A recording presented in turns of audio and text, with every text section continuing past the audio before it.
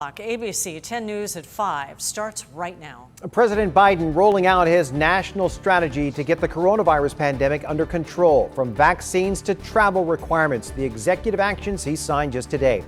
Plus, San Diego County opening its second vaccine superstation, how it plans to speed up distribution here in the coming weeks.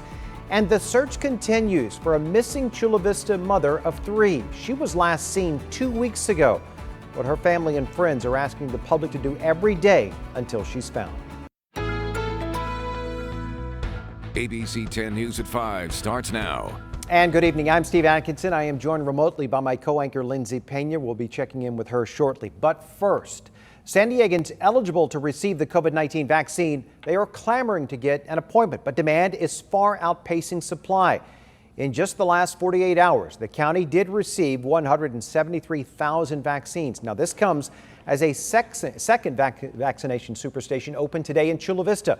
Our ABC 10 News reporter Jennifer Dela Cruz explains how the county plans to speed up distribution here in the next 2 weeks.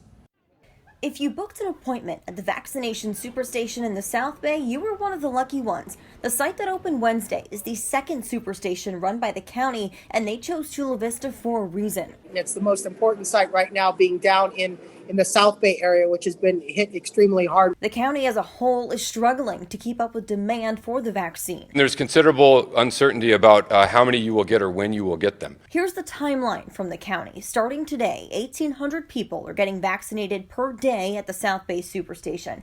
By Tuesday, they want to reach 5,000 per day at that location alone. February 1st, the county plans to open 2 more superstations in East and North County. They also want to reach a total of 16 pod vaccination sites. Once those are set up, they hope to vaccinate 25,000 people per day countywide. We have to continue to work through the process of receiving vaccines and then simultaneously standing up the infrastructure to be able to administer them. Supervisor Nathan Fletcher is confident the Biden administration will help them meet their goal. We also appreciate the federal government increased focus and effort around vaccine distribution and rollout and COVID response in general.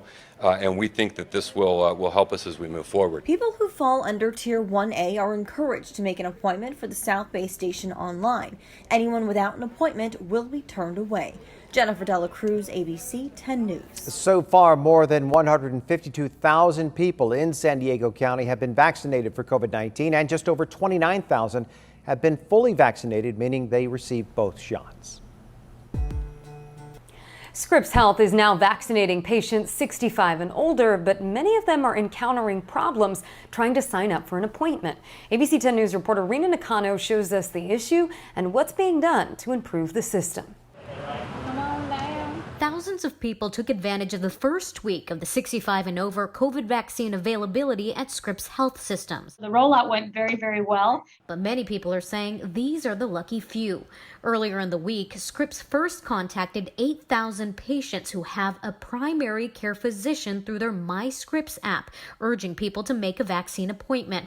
But many are saying by the time they log in, fill out the forms, and click send, it's too late. We had at one point 9,000 patients trying to access the app at the same time. Others say they weren't contacted at all. That wasn't working. Bridget Myro says she sees a specialist, not a primary care physician, and her 90-year-old mother didn't even know about it. Mom, who has a jitterbug phone, she's not going to get the app to go to Scripps. So she tried the county appointment system and faced the same problems. By the time I got there, appointment time said not available, not available, not available. Scripps says they use the app exclusively to make appointments to keep track of vaccines, something that's required by the county and state. Dr. Sharif says their IT team is now working to fix the system so that once the patient starts their appointment process, they'll know immediately if there is an open slot. And as soon as they get their next allotment of shots, they'll open up registration to more patients 65 and over. So I would ask for a little bit of patience. Let us know what glitches you're having, and our information services team will work on it. So as fast as we're getting it, I promise you, we're getting it into our patients. Rena Nakano, ABC 10 News. Scripps says it just received another batch of vaccines from the county, and they should be able to administer 11,000 doses by the end of the weekend. And for those who don't use the app, they recommend going through the county or your local pharmacy. There is frustration tonight from local doctors who want to volunteer to get the vaccine, but they say that there has been too much red tape. One local provider told our ABC 10 News reporter Jennifer Kastner that he tried for more than a week, but was met with problems. One local doctor we spoke to said he understands that safety is important, but it shouldn't take this long to get approved to volunteer. It was actually getting ridiculous. San Diego physician and former California Medical Association president Dr. Ted Mazur spoke to ABC 10 News Thursday about the challenges of trying to volunteer for the county with administering the COVID-19 vaccine. God bless them. They're trying. I'm not trying to say anything negative about them, but they just don't have their act together. There were so many hurdles, so many levels to get through of documents. Then you do a document, they'd send you something else to sign, another 3 things, dealing with liability, credentialing, as though I was applying to a hospital for privileges. But in today's state of desperation for help getting shots out, he said the county needs to streamline volunteer signups to get boots on the ground. I am a licensed physician in current good standing with the Medical Board of California. It should take nothing more than a quick check with the medical board online to see that there's no strikes against me. My license is current as an active physician. Let me go to the sites and begin administering. Last week, a call was put out for volunteers to sign up through the county's Medical Reserve Corps. Dr. Mazur said he finally got approved this week after days of back and forth. I would say I shared, the physicians' frustrations that it's not been as fast as I would like. And at the same time, I see people working really hard behind the scenes to try to make it happen and to try to make it easier. Dr. Holly Yang is the president of the San Diego County Medical Society and has signed up to volunteer. Yes, people should cut down on as much paperwork and tape as possible to get folks out there and vaccinating. I 100% agree with that statement, but there's a balance, right? She said training and background checking is imperative for patient safety. Yang believes the processing and response times are speeding up and hopes clinicians are not dissuaded from offering to help. Please volunteer. Please have a little patience. People are working hard, and we want to get you out there so that you can get vaccines into people's arms as fast as we can. The sign-up information for volunteering for the county and for other providers can be found on our website, 10news.com. Just click on this story. Jennifer Kastner, ABC 10 News. So we also reached out to the county. We are still waiting for a response from them. UC San Diego said it had more than 3,800 volunteers sign up on its platform. The hospital said it can take 48 hours to respond because of background checks. Here are the latest numbers on the coronavirus in San Diego County. Nearly 1,200 new cases were reported today. That brings our total to just under 220,000. And there were also 48 new deaths, bringing that total to more than 2,200. President Biden spent his first full day in office focused on the pandemic and delivering financial relief. But as ABC's Alex Perche reports, he'll need the cooperation of Republicans in an equally divided Senate. President Joe Biden spending his first full day in office focused on tackling the health and economic challenges caused by the coronavirus pandemic. Our national strategy is comprehensive. It's based on science, not politics. It's based on truth, not denial, and it's detailed. Biden signing 10 executive actions, including triggering the Defense Production Act to make COVID-19 supplies, requiring masks at airports, and requiring international travelers show proof of a negative COVID test before arriving stateside. He also aims to establish a testing board.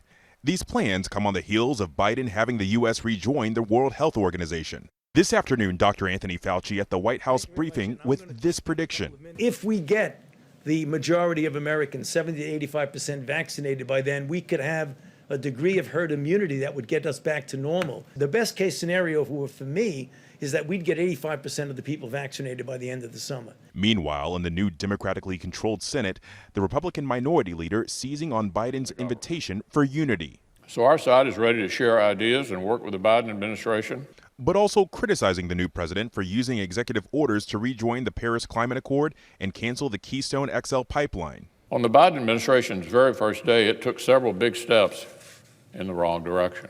President Biden will need cooperation from Republicans in the House and Senate going forward, especially for initiatives like his massive $1.9 trillion economic rescue package.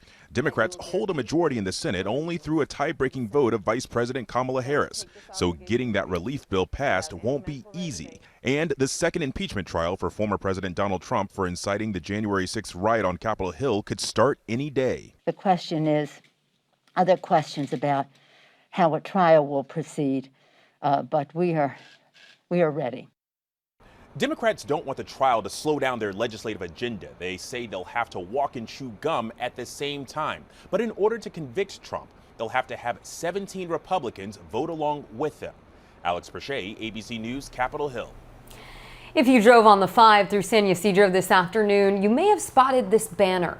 Friends of Friendship Park unfurled it on the Camino de la Plaza overpass around 2. It reads, "Mr. Biden, tear down this wall." Yesterday, President Biden ordered an immediate stop on the construction of the U.S.-Mexico border wall, but the group says federal contractors are continuing to build a 30-foot wall between San Diego and Tijuana at Friendship Park. Well, House Democrats are pushing for a quick impeachment trial for Donald Trump over the riots at the Capitol. House Speaker Nancy Pelosi says the trial is necessary so that the country can move on. She can send the article charging former president with incitement of insurrection to the Senate as soon as tomorrow. The trial would then begin the following day. Also unanswered is the question of who will represent Trump at this impeachment trial. Now to a developing story. It has been 2 weeks since anyone has heard from Maya Miliete. The Chula Vista mother of 3 was reported missing by her family, and they're now growing more concerned with each and every passing day. Our ABC 10 News reporter Laura Acevedo checked back in with her family and the police department for an update on the search. Maya Miliete's family has tried everything to find her, from searches at local parks to a Facebook page and multiple flyers with her pictures, even deciding to hire their own private investigator. Yeah, we're still here waiting for answers. We have no answers. We have no leads to go by. Richard Droulet is Maya's brother-in-law. Mary Chris is her sister. It's been really a nightmare. It's been an agonizing, painful, it's heartbreaking. Maya, who also goes by May, was last heard from 2 weeks ago on January 7th. The Chula Vista mother of 3 missed her now 11-year-old's birthday. I know they are very affected. They miss their mom a lot.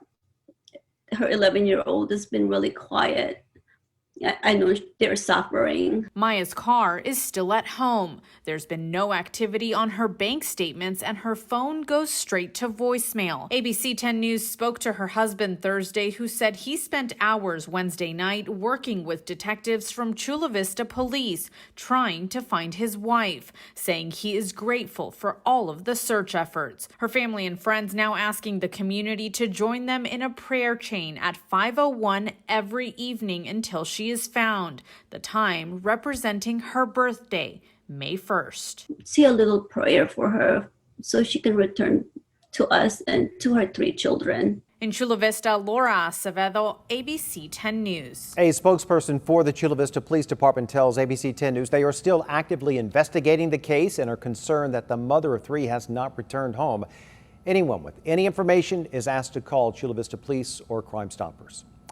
And a guilty plea tonight from the man who slipped out of handcuffs, grabbed a San Diego police officer's gun, and then opened fire. This incident unfolded last July at police headquarters. This was after Keith Bergman had been arrested at a downtown hotel.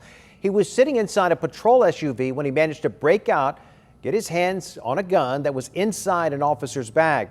Bergman fired a single shot at officers. They were then returned fire. He was taken into custody. Bergman was sentenced to 10 years in prison.